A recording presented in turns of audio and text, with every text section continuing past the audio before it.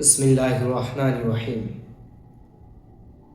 अन अब्दिल्लाहि यानी इब्न मसऊद रज़ियल्लाहु अन्हु क़ाल क़ाल रसूलुल्लाहि सल्लल्लाहु अलैहि वसल्लम इज़ा अरादल्लाहु बिअब्दिन खैरा फ़क़्क़हू फ़िद्दीन व अलक़महू रुशदा।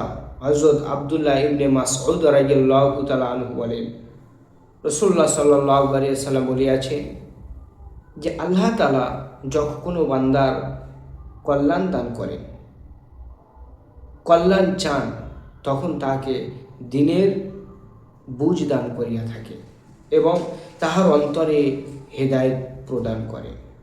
এখানে হযরত আব্দুল্লাহ ইবনে মাসউদ রাদিয়াল্লাহু তাআলা আনহু বলেছেন যে হুজুর সাল্লাল্লাহু আলাইহি ওয়াসাল্লাম বলেছেন যে আল্লাহ পাক যাকে কল্যাণ চান তাকে দ্বীনের জ্ঞান দান করেন, দ্বীনের সহি জ্ঞান দান করেন, আর তাকে হেদায়েতের রাস্তা আল্লাহ পাক তাকে দেখিয়ে দেন।